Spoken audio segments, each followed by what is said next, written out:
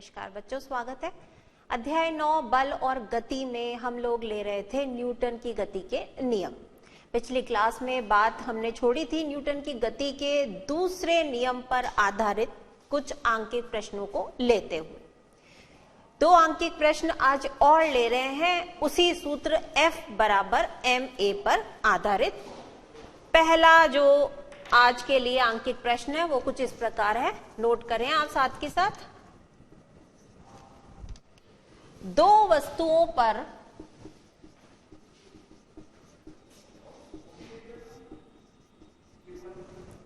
बारी बारी से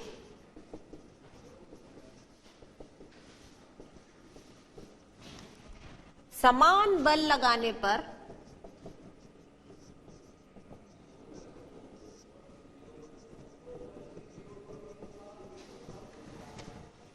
उनमें उत्पन्न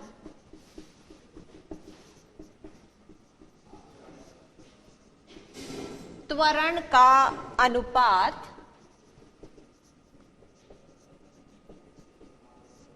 2:3 है। वस्तुओं के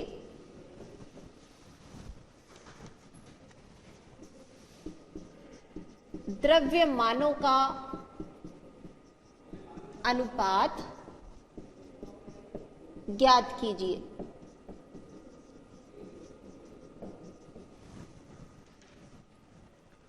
दो वस्तुओं पर बारी बारी से समान बल, ध्यान आपको रखना है हल करते समय कि बल जो है वो समान लग रहा है दोनों वस्तुओं पर। उनमें उत्पन्न त्वरण का अनुपात 2:3 है। वस्तुओं के द्रव्यमानों का अनुपात हमें ज्ञात करना है।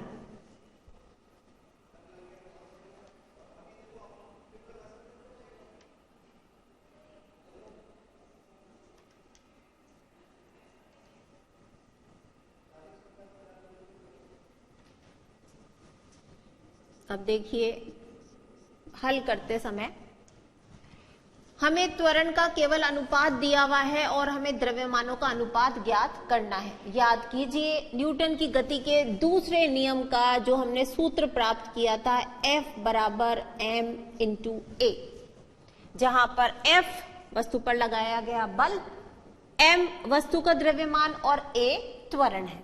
यहां यदि हम पहली वस्तु के लिए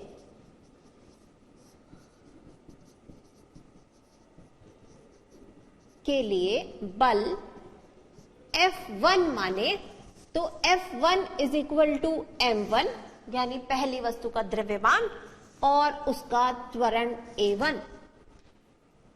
इसी प्रकार दूसरी वस्तु के लिए बल F2, तो द्रव्यमान भी चूंकि वस्तु अलग है m2 द्रव्यमान और उत्पन्न त्वरण a2।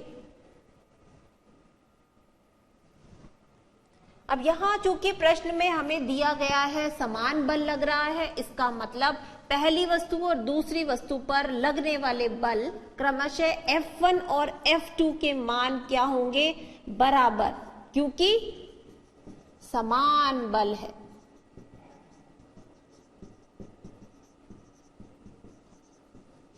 तो दोनों के मान बराबर हैं, तो F1 और F2 के जो मान है वो भी आपस में क्या हो जाएंगे? बराबर।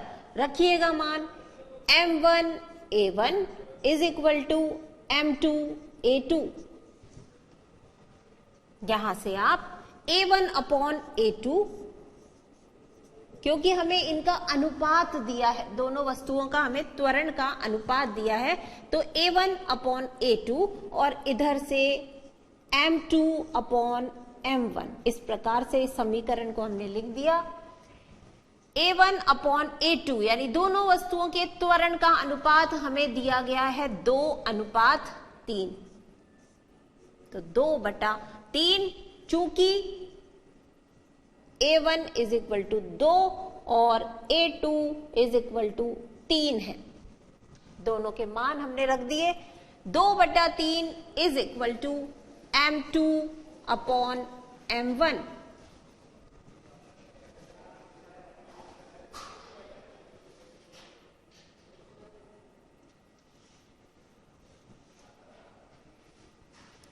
अतः पूछा गया है प्रश्न में द्रव्यमान, अतः द्रव्यमान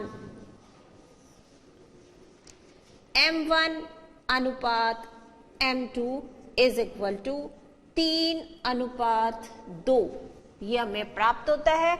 जहां त्वरण का अनुपात 2:3 था, यहां द्रव्यमान का अनुपात 3:2 प्राप्त होता है।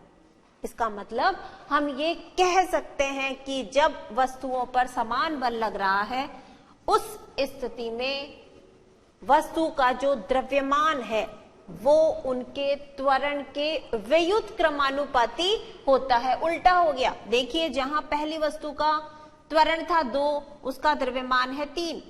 दूसरी वस्तु का द्रव्यमान जहां है 3, उसका द्रव्यमान है 2। यानी समान बल लगने पर वस्तुओं में उत्पन्न त्वरण उनके द्रव्यमानों के व्युत क्रमानुपाती होता है। अर्थात समान बल लगने पर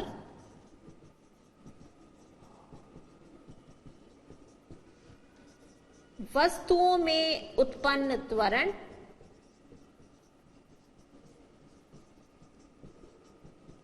उनके द्रव्यमानों के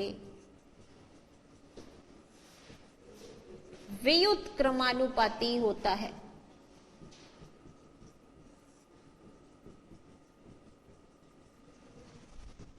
इस प्रकार से हम न्यूटन के द्वितीय नियम पर आधारित इस तरह के आंकिक प्रश्न को हल कर सकते हैं। वही एक छोटा सा सूत्र हम काम में ले रहे हैं, F बराबर m इंटू ए।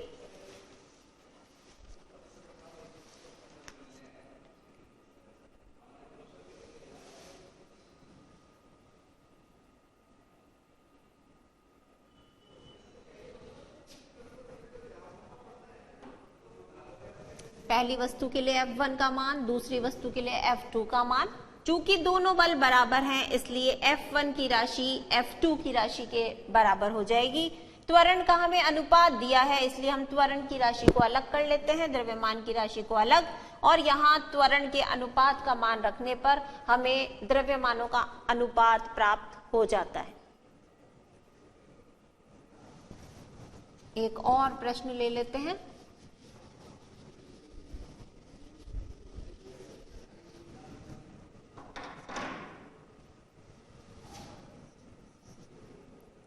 यदि 2m व 4m द्रव्यमान के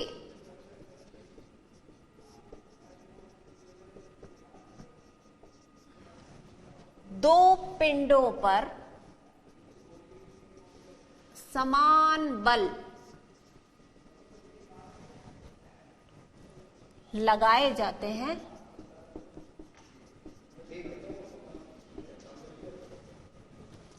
तो उनके त्वरण का अनुपात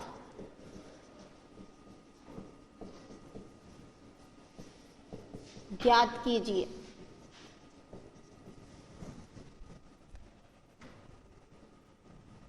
यदि 2m व 4m द्रव्यमान के दो पिंडों पर समान बल लगाए जाते हैं, अभी भी हमें प्रश्न में ध्यान देना है, बल जो है वो दोनों वस्तुओं पर, दोनों पिंडों पर क्या लग रहा है? समान। अब पहले की तुलना में यहां हमें द्रव्यमान दिए हुए हैं और हमें त्वरण का अनुपात ज्ञात करना है, जबकि पहले प्रश्न में हमें त्वरण का अनुपात दिया था और हमने द्रव्यमान का अनुपात निकाला था।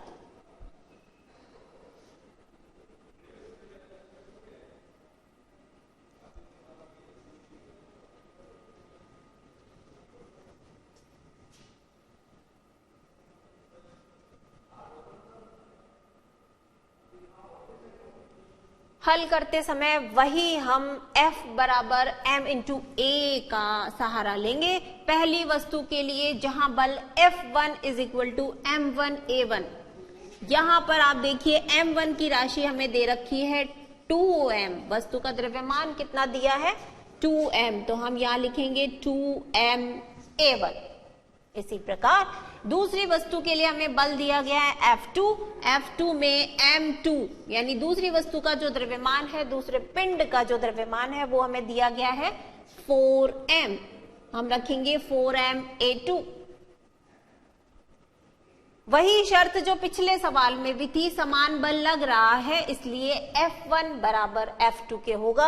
यहां हम वही इनकी राशियों को बराबर लिखेंगे। 2ma1 is equal to 4ma2।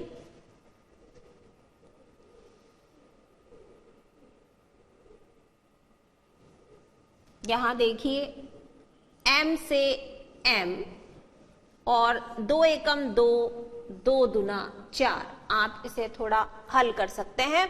यहां जो राशि बचती है वो है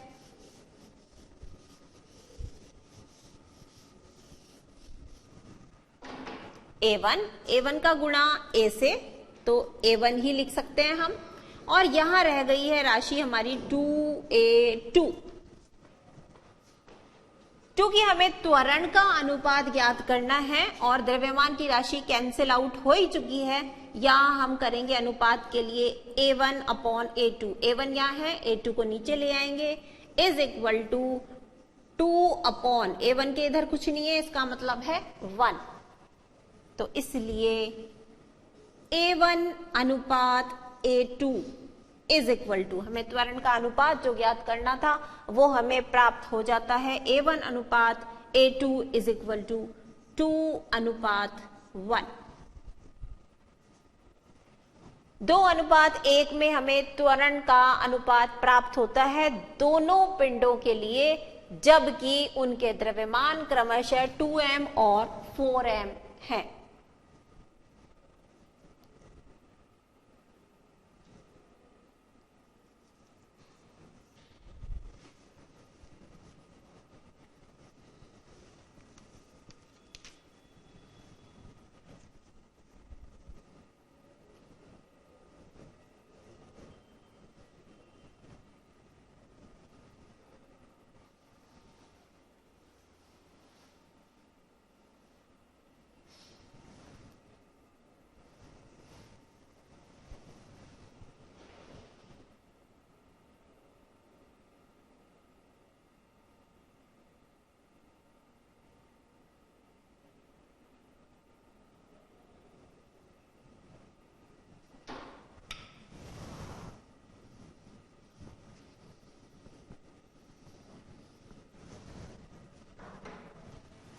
दो नियम पढ़ चुकने के बाद एक तीसरा नियम और रह जाता है हमारा, न्यूटन की गति का तीसरा नियम।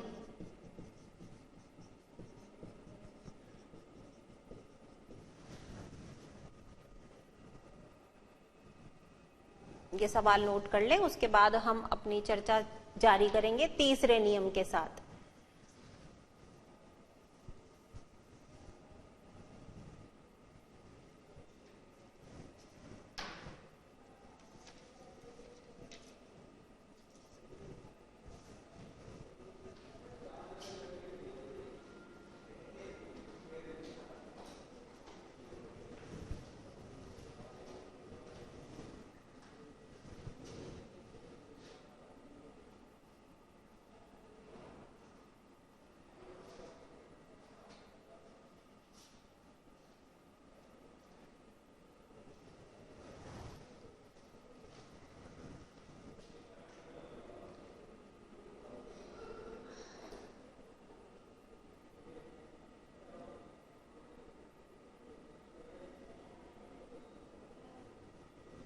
चलिए बात करते हैं हम न्यूटन की गति के तीसरे नियम की। जिस प्रकार से पहला नियम हमें बल की गुणात्मकता बताता है, यानी बल की परिभाषा बताता है, दूसरा नियम जहां हमें उसका परिमाण बताता है, उसकी मात्रा बताता है, वहीं तीसरा नियम हमें उसके गुण की व्याख्या करता है। तीसरे नियम के द्वारा दो वस्तुओं पर एक साथ समान बल लेकिन विपरीत दिशा में लगने वाले जो पारस्परिक बल हैं उनके बारे में अध्ययन किया जाता है।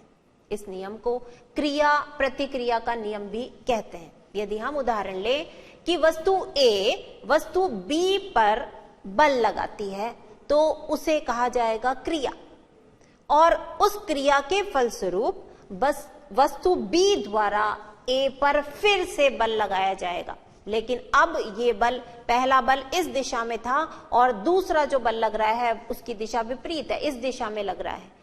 तो इस प्रकार जो विपरीत दिशा में बल लग रहा है उसे हम प्रतिक्रिया बल कहते हैं। क्रिया के बाद वो घटना घटती है।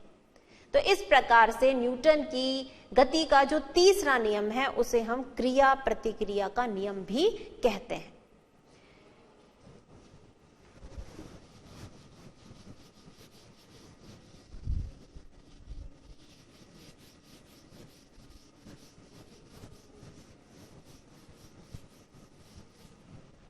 कुछ सामान्य सी बातें इस नियम के बारे में।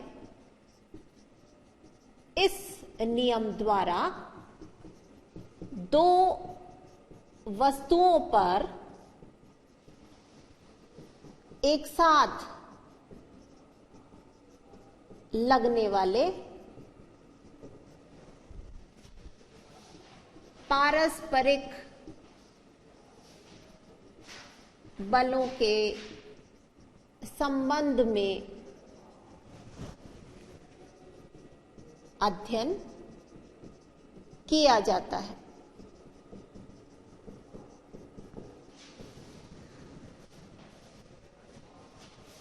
इस नियम द्वारा दो वस्तुओं पर एक साथ लगने वाले पारस्परिक बलों के संबंध में अध्ययन किया जाता है। इसे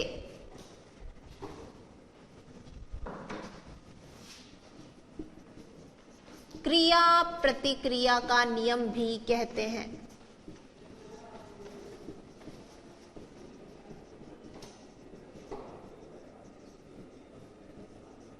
जिस प्रकार से प्रथम नियम को नाम दिया गया था, एक और नाम सोचिए, गति के प्रथम नियम को एक और नाम बताया था हमने आपको, बिल्कुल ठीक, जड़त्व का नियम। जिस प्रकार से न्यूटन की गति के प्रथम नियम को हम जड़त्व के नियम के नाम से भी जानते हैं, उसी प्रकार न्यूटन की गति के तीसरे नियम को क्रिया प्रतिक्रिया के नियम के नाम से भी हम जानते हैं। इसे क्रिया प्रतिक्रिया का नियम भी कहते हैं। अब क्या है ये क्रिया प्रतिक्रिया का नियम? इस नियम में ये बात की जाती है कि हर क्रिया की क्या होती है? प्रतिक्रिया होती है। क्रिया और प्रतिक्रिया के बल जो हैं वो समान होते हैं, लेकिन उनकी दिशा विपरीत होती है, और साथ ही साथ क्रिया और प्रतिक्रिया के जो बल हैं वो अलग अलग वस्तुओं पर कार्य करते हैं। तो इस प्रकार से नियम की परिभाषा हम किस प्रकार करेंगे? इस नियम के अनुसार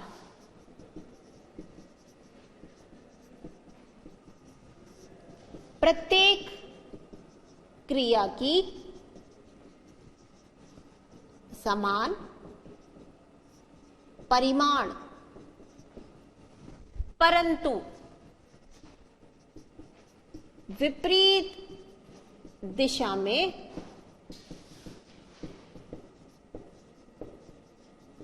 प्रतिक्रिया होती है। इस वाक्य से हमें पता चल रहा है कि प्रत्येक क्रिया की क्या होती है? प्रतिक्रिया होती है। अब क्रिया और प्रतिक्रिया के जो बल हैं वो परिमाण में तो समान होते हैं, उनकी मात्रा तो समान है, लेकिन उनकी दिशा जो है वो विपरीत होती है, तथा क्रिया व प्रतिक्रिया बल अलग अलग वस्तुओं पर लगते हैं।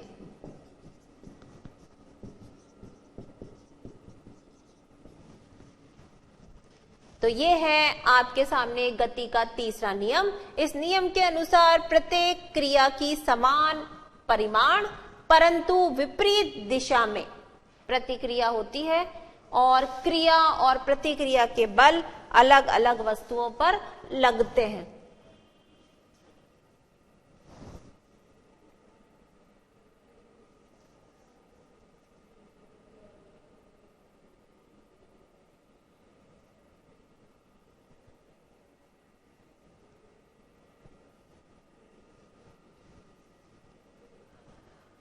बच्चों, समय है छोटे से ब्रेक का, लौटते हैं ब्रेक के बाद।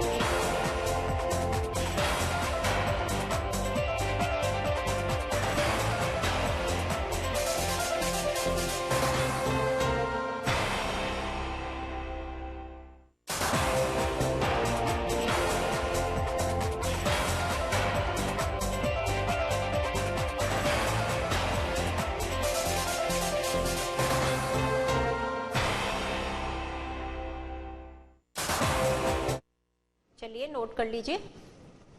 इस नियम के अनुसार प्रत्येक क्रिया की समान परिमाण परंतु विपरीत दिशा में प्रतिक्रिया होती है।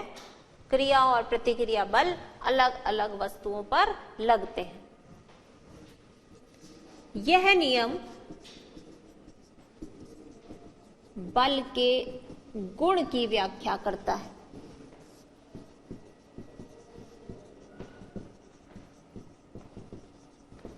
वस्तु चाहे स्थिर हो या गतिशील, दोनों ही अवस्थाओं में ये नियम काम करता है।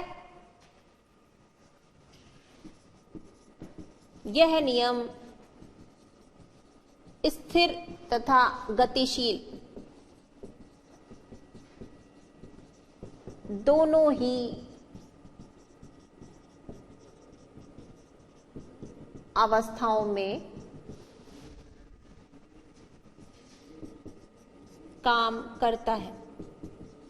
साथ ही साथ यह नियम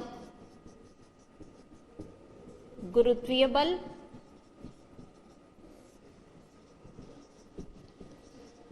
विद्युत बल और चुंबकीय बल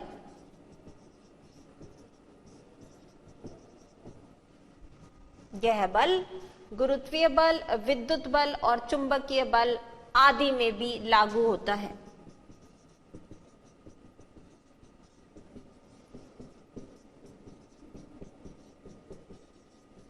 और इसीलिए स्थिर और गतिशील और इन सभी बलों में काम करने के कारण ये माना जाता है कि यह नियम सर्वव्यापक है।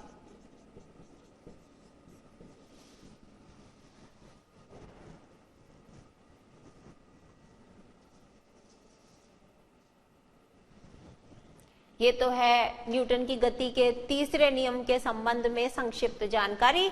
इसके बाद हम बात करेंगे कुछ ऐसे उदाहरणों की जो तीसरे नियम पर यानी कि क्रिया प्रतिक्रिया के नियम पर आधारित है।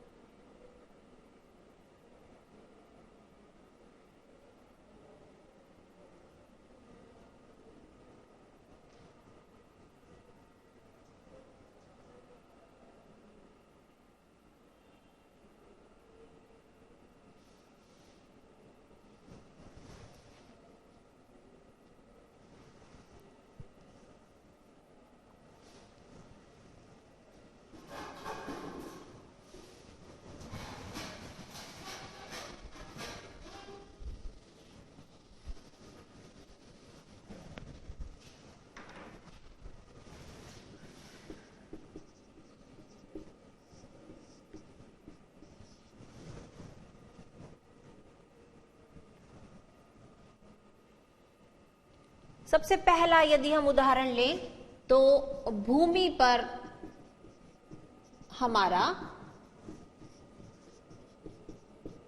आगे की ओर चल पाना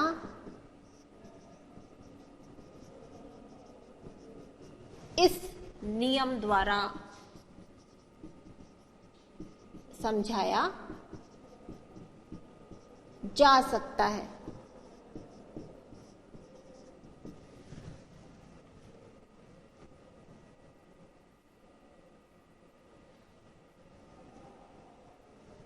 कुछ उदाहरण लेंगे पहले, फिर एक एक करके उनमें किस प्रकार ये नियम काम करता है उसकी बात हम करेंगे। तो सबसे पहला हम उदाहरण ले रहे हैं, भूमि पर जब हम चलते हैं, आगे की ओर जब हम धरती पर चलते हैं तो वो क्रिया जो है वो इस नियम के माध्यम से समझाई जा सकती है। नंबर 2,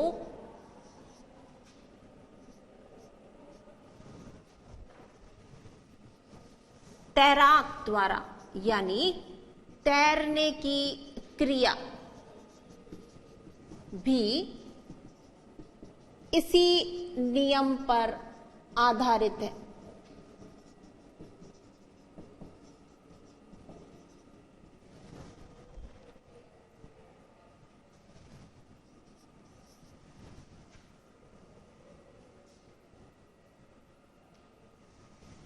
तीसरा उदाहरण ले सकते हैं, नाव का पानी में आगे की ओर बढ़ना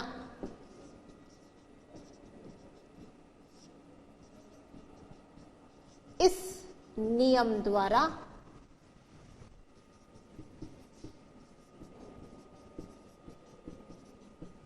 समझाया जा सकता है। सबकी व्याख्या अभी हम आपके सामने एक एक करके करेंगे।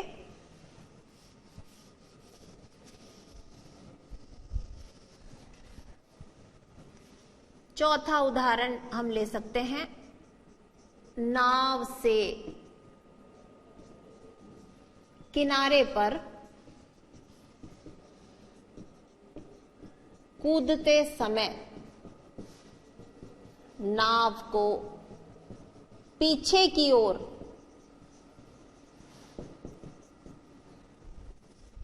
धक्का लगता है। यदि आपने कभी नाव में सवारी की है तो आपने इस चीज को अनुभव भी किया होगा कि जब हम नाव में से किनारे पर उतरते हैं, कूदते हैं, तो नाव जो है वो पीछे की तरफ धक्का महसूस करती है और पीछे की तरफ हट जाती है।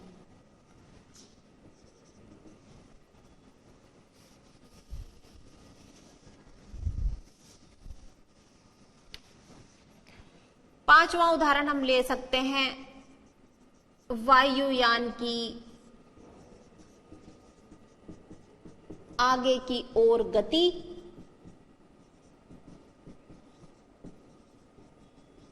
इसी नियम पर आधारित है।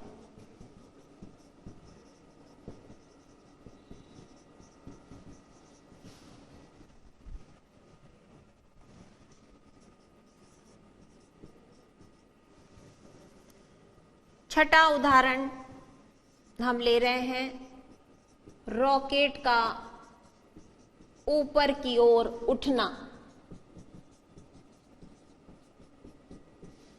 इसी नियम पर आधारित है।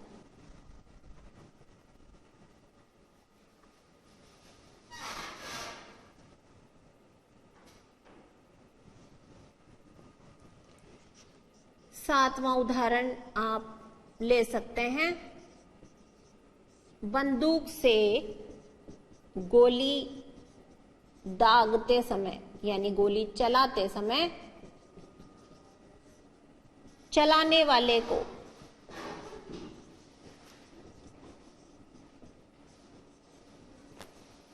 कंधे पर झटका महसूस होता है।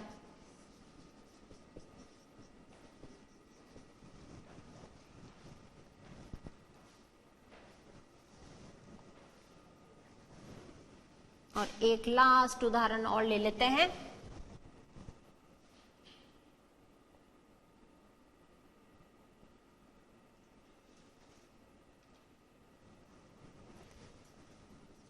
अग्नि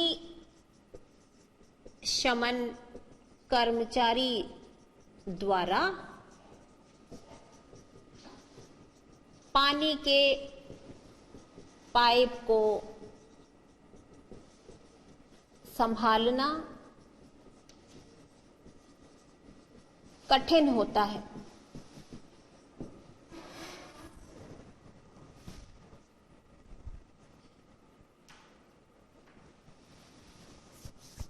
देखिए न्यूटन की गति का तीसरा नियम, जैसा कि पहले हमने आपको बताया था, कोई सा भी नियम आपको समझाने के लिए आ सकता है। वही तीसरा नियम लिखिए और उदाहरण के द्वारा स्पष्ट कीजिए। साथ ही साथ इन सभी उदाहरणों के आगे क्यों लगाकर आ सकता है कि ऐसा क्यों होता है, हम आगे की तरफ कैसे तैर पाते हैं, या नाव से कूदते समय नाव को पीछे की तरफ धक्का क्यों लगता है। तो पहले आप ये उदाहरण एक एक करके नोट कर लें, फिर हम इनकी व्याख्या करेंगे। सबसे पहला हम ले रहे हैं, जैसे भूमि पर हमारा आगे की ओर चल पाना इस नियम के द्वारा समझाया जा सकता है। देखिए कैसे, इस नियम के सभी उदाहरणों को हमें किस आधार पर समझना है, क्रिया और प्रतिक्रिया के आधार पर समझना है। जब हम भूमि पर चलते हैं तो हम अपने पैरों के नीचे की जमीन को क्या करते हैं, पैरों से खिसकाने का प्रयास करते हैं, यानी पीछे की तरफ उसे धकेलने का प्रयास करते हैं। तो ये तो है क्रिया। इसी प्रकार पृथ्वी के द्वारा हमारे पैरों पर एक विपरीत बल कार्य करता है, जिसे हम प्रतिक्रिया बल कहते हैं। अब हमने तो पैरों के द्वारा पृथ्वी को पीछे की तरफ धकेला है और पृथ्वी प्रतिक्रिया बल के फलस्वरूप हमें आगे की ओर धकेलती है, जिससे हम आगे की ओर बढ़ पाते हैं। तो समझ में आया आपको ये क्रिया और प्रतिक्रिया। हमारा पैरों से धरती को पीछे धकेलना क्रिया, और धरती के द्वारा हमारे पैर पर प्रतिक्रिया बल लगाना, उसके फलस्वरूप ही हम आगे की ओर बढ़ पाते हैं। आगे देखिए, दूसरा है तैरने की क्रिया। तैरने की क्रिया भी इसी नियम पर आधारित है।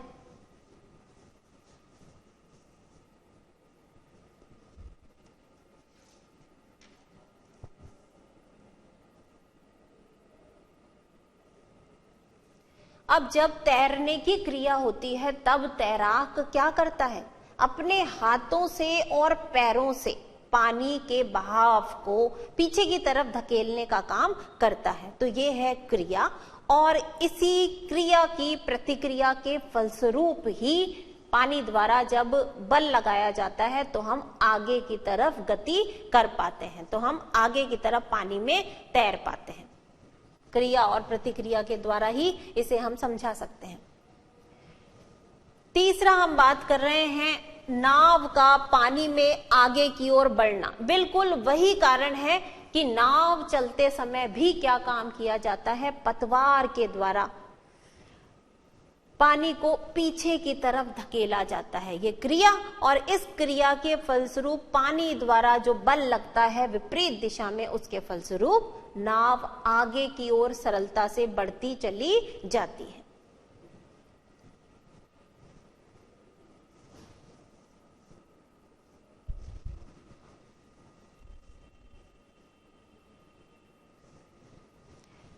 आगे देखिए, नाव से किनारे पर कूदते समय नाव को पीछे की ओर एक धक्का लगता है, नाव पीछे की तरफ कुछ चली जाती है। अब होता क्या है, जब नाव पर सवार व्यक्ति किनारा आते ही कूदता है, उस पर पहुंचने का प्रयास करता है, तो एक बल लगाता है और वो किनारे पर आता है। उसी बल के फलस्वरूप ही पैर द्वारा नाव पर एक प्रतिक्रिया बल लगाया जाता है, जिससे कि नाव जो है, हम तो आगे की तरफ कूद रहे हैं और नाव जो है वो पीछे की तरफ धक्का महसूस करती है और इसीलिए वो पीछे की तरफ थोड़ा हट जाती है। वही नियम क्रिया और प्रतिक्रिया का यहां भी काम कर रहा है।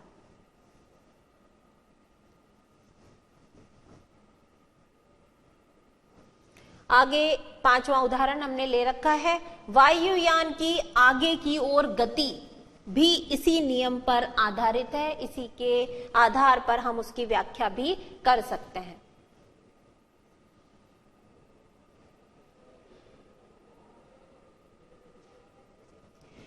वायुयान की गति में भी क्या होता है, जो उसके अंदर प्रोपेलर होते हैं जो वायु को पीछे की तरफ धकेलते हैं। पीछे की तरफ धकेलने से वायु पर एक बल लग रहा है, क्रिया बल लग रहा है। अब ये वायु विपरीत दिशा में प्रतिक्रिया बल लगाती है और जिससे वायुयान आगे की तरफ गति करता चला जाता है।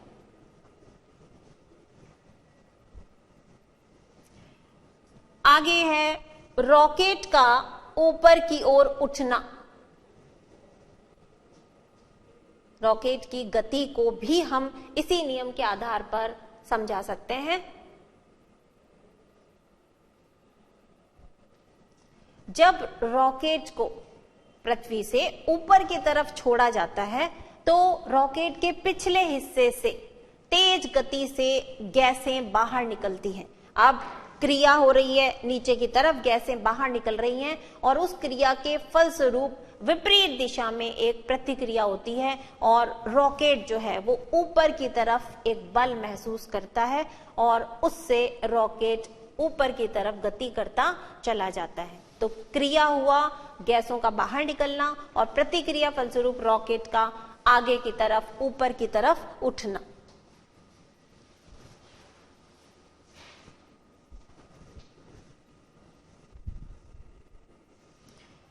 सातवां उदाहरण, बंदूक से गोली दागते समय चलाने वाले को कंधे पर झटका महसूस होता है। जब बंदूक से गोली दागी जाती है तो उस स्थिति में गोली पर क्या लग रहा है, क्रिया बल लग रहा है, जिसके कारण वो तेजी से निकलती हुई गति करती है। जब वो गति करती है तो बंदूक पर भी एक उस क्रिया के फलस्वरूप प्रतिक्रिया बल लगता है और जिसके कारण चलाने वाले पर गोली आगे गई और चलाने वाले के कंधे पर झटका उसे महसूस होता है प्रतिक्रिया बल के फलस्वरूप। और लास्ट उदाहरण आपके सामने, अग्निशमन कर्मचारी। अग्निशमन कर्मचारी कौन से होते हैं? जो आग बुझाने का काम करते हैं। जब वो पानी के पाइप को पकड़कर आग बुझाने का प्रयास कर रहे होते हैं तो उनसे पाइप को संभाला जाना काफी कठिन होता है। ऐसा क्यों? पाइप से जब पानी निकलता है तो वो आगे की तरफ निकलता है और ये है क्रिया बल, काफी वेग से निकलता है। इस वेग के फलस्वरूप, इस क्रिया के फलस्वरूप एक प्रतिक्रिया बल पीछे की तरफ पाइप पर लगता है और चूंकि शुरुआती दौर पर जो पानी है उसका वेग बहुत तेज है, जब क्रिया तेज है तो समान परिमाण की प्रतिक्रिया भी होगी और पाइप को पीछे की तरफ धकेला जाता है इस प्रतिक्रिया बल से और उस स्थिति में उस पाइप को वहीं पकड़े रहना काफी मुश्किल होता है। तो ये सभी बातें हमें ये बताती हैं कि न्यूटन की गति के तीसरे नियम में हर क्रिया की नंबर 1 प्रतिक्रिया अवश्य रूप से होती है, नंबर 2 क्रिया और प्रतिक्रिया के बल मात्रा में समान होते हैं लेकिन उनकी दिशा बिल्कुल विपरीत होती है, और तीसरा ये दोनों ही बल अलग अलग वस्तुओं पर कार्य करते हैं, एक वस्तु पर नहीं। तो इन सभी उदाहरणों में ये तीनों ही बात हमें देखने के लिए मिलती है।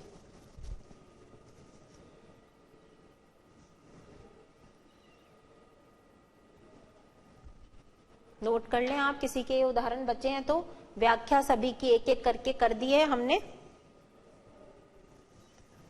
समय समाप्ति की ओर है। यहां हमारी न्यूटन की गति के तीनों नियमों की बात पूरी हो चुकी है। अगली क्लास में जब मिलते हैं अगले टॉपिक के साथ, नमस्कार।